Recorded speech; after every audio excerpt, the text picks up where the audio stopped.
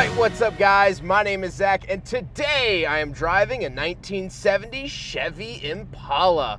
Up front is a 5.7 liter V8, and down below is a 2-speed automatic transmission. Now, I am super excited to be driving this Impala for many reasons, but the main fact is that I don't get to drive many cars from the 70s. And so I am trying to remedy that on the channel, trying to bring you guys the most diverse collection of vehicle reviews here on YouTube. And so today we're focusing on a 1970 Chevy Impala. But if you'd like to share your vehicle with me, 1970s or not, you can head on over to my website, zackpradel.com/submit. Quick and easy submission form, takes under a minute to fill out, and I come out to you. But let's get back to that Chevy 350 under the hood. Well, this was one of the more base engines offered here in the Impala. As you're going to notice, this car is nothing special. This is not the SS. This is not the sports sedan or the coupe. This is just a run-of-the-mill four-door. And so it got a run-of-the-mill engine. The Chevy 350 is probably one of the most famous engines from the era. They used it forever and ever and ever and ever. It's known as the small block Chevy, if you've ever heard it referred to as that. And Chevy actually used it in one form or another since the 1950s all the way up until the early 2000s. It was then replaced by the LS, of which we all know and love, and is still in production today. Now, like I said, paired to it is a Power Glide 2-speed automatic transmission, and I really thought that it was going to be the worst thing in the entire world, but it's not. Driving and cruising around, it's honestly not bad. No, it doesn't really shift much, but that 350 under the hood kind of fills in those gaps and gives you the power whenever you need it. I don't feel like I have to downshift it or ask anything more of the transmission than what it's already doing. So that was actually really nice to experience. Last but not least, of course, the Impala is rear-wheel drive. So how does it feel to actually drive a 1970 Chevy Impala? Well, it is large and in charge. This vehicle is big and floaty. The steering is over boosted and light, which I've come to know and love from cars of this era. Visibility is fantastic because not really much rollover protection and really thin A-pillars. And with that transmission, you're not gonna go anywhere fast. This is a slow car, and so there is a very high emphasis on just cruising and enjoying yourself, which is always fun to see. With that stuff out of the way, let's talk about the interior. Well, in front of me, I have some interesting gauges. Off to the left, I obviously have my fuel, and in the center is my speedometer. Of course, a very horizontal speedometer, very characteristic of the era. But then off to the right, I have what I could only assume would be a clock, but there's no hands.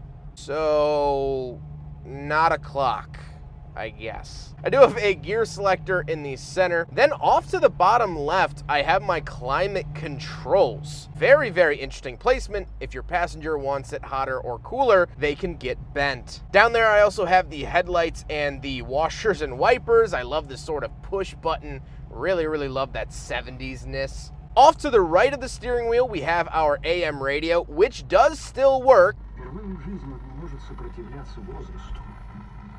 That's pretty cool. And of course, my cigarette lighter and ashtray. The steering wheel itself is very, very thin. Cars in this era had thin steering wheels because airbags weren't even a theorized feature yet. However, I do have some horns.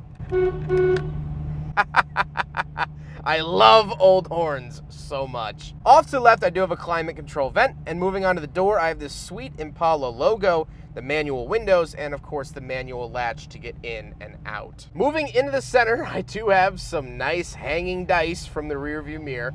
Gotta have that in a car like this. And then I get this nice wood trim, Impala off to the right, another climate control vent, which is heat only. There is no AC in this vehicle. Down below under the dash, there are these little pull-out vents to sort of let the fresh air in and hit your kneecaps, but that's it. I don't get any center console, meaning I don't get any cup holders here in the 1970 Impala, so by nature, it fails the big friggin' bottle test. Then we gotta talk about the seats. The seats are nice and cushy. I only get lap belts here in the 1970 Impala. and they are very, very comfortable. The whole cabin of the Impala is very, very spacious, which is really nice to see from a vehicle of this era, but also was kind of the norm in this era. Cars were big, and I don't think that's a surprise to anyone. However, speaking of seats, we do have back seats, so let's go do a back seat review. All right, so we're in the back of the 1970 Chevy Impala sedan, and this is sort of the lesser known or less desired body style. A lot of people prefer the coupes, of course, the SS's, things like that, so being back here is kind of an interesting experience. However, it's not a very unpradal experience.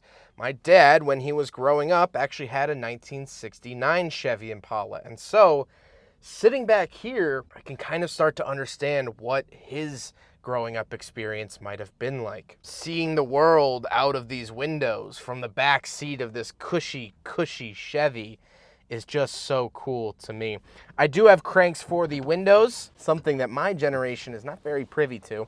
The amount of people that I have to explain that crank windows were an actual thing is kind of shocking, but to each their own. You can't blame anyone for something that they don't know. I do have ashtrays in the doors as well. This big long bench is in front of me. There's no access through here, so it really feels sectioned off from the front, but visually it's not. So very, very cool to be back here. Love this material, and it's just so late 60s moving into the 70s. You could tell this car is becoming more serious, and we'll talk about that at the end of the video. But let's hop out. We'll take a quick look at the trunk and cargo space, and then we'll talk about the looks. All right, so after a quarter-mile walk to the back of the vehicle, we are here. There are two keys, of course. This is of that era. Square for the ignition, circle for the trunk. Put it in here and pop it up like that. Giant, and I mean absolutely giant, rear trunk. I mean, this is just huge. I mean, look at that. Even the timing light looks tiny. And we do get a spare tire that is belted jumbo 780. Look at that. Pretty cool.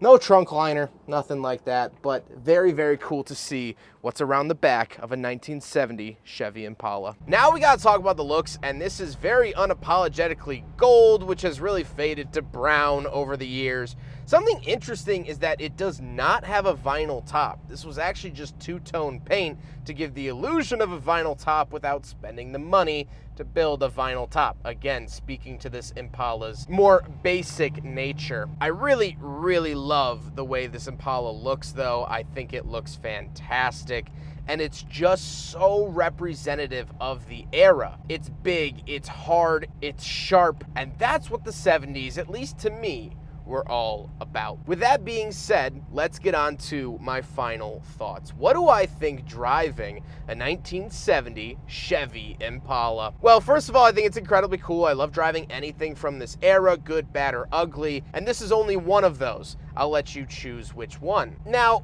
I'm not claiming to be a child of the 70s. I was born in 1997. I did not experience the decade, or the decade that came after it. But I have consumed a lot of media and been fascinated by history. And so it's really interesting from my point of view to drive a lot of 60s cars that were really fun, out there, wild coloring, brash styling. They were sexy and chic, and they were all about that appearance. To now be driving this, something from the next decade, the 1970s. You lose that crazy coloring. You lose that sort of jetliner curb appeal. And just by looking at the sheer bumpers on this thing, this is unapologetic. It's unfiltered. The owner, Tony, quite literally pulled this car out of a field. It sat in some guy's front lawn for over half a decade at least. And so he wanted to retain that unfiltered look that is so iconic with the 70s. When I think of the 70s, I think of New York. I think of brash crime and a very serious tone. Where the 60s is kind of like boop, boop, boop, boop, boop, family road trip, let's do it, yay. The 70s are the morning after that. This is when you wake up and sober up in the morning. This car isn't here to cuddle you and remind you of the good times. It's a very realistic car. And I think there's a certain beauty in that as well. There's no fluffing around the edges. There's no fakeness. This car is very real. And that's what I love about this era. This era tells it how it is. And so does the Chevy Impala. It's telling me right now that it's big. It's telling me right now that life can be harsh. It's all about gritting your teeth and getting back up. Not about how hard you can hit, about how hard you can get hit and get back up. This car was hit pretty hard, getting sent to its grave in a Wisconsin field, and yet it's gotten back up. And it's going to now continue to fight until the absolute bitter end. That's how this car feels, and that's how this car drives. I hope you guys enjoyed the video. Huge thank you to Tony for letting me take out his 1970 Chevy Impala. This was sort of a last-minute video, and I was so thankful he was able to fit me into his schedule. Tony's been great to work with, very knowledgeable about this platform of vehicles, and I'm just so excited to be in a 70s car. But I hope you guys enjoyed the video. Don't forget to rate the video, comment on the video, and subscribe if you really liked it. Take care, guys. So, as a fun little bonus to this video, after I filmed the 1970 Chevy Impala, I came home and I talked to my dad about his 1969 Chevy Impala, and he was actually able to dig up real footage of his Impala. So what you're about to watch is an original film from him. I believe it's from 1982 when he was 16 years old. And I know I use filters here on the channel a lot to make it look like it's an old video. This is genuinely from the early 80s when his family owned that Impala, and that is him, not me in the video. I've been told that we look alike, but you could be the judge. So enjoy. It originally had no sound. I added the sound, but everything else is genuinely from 1982. Take care, guys.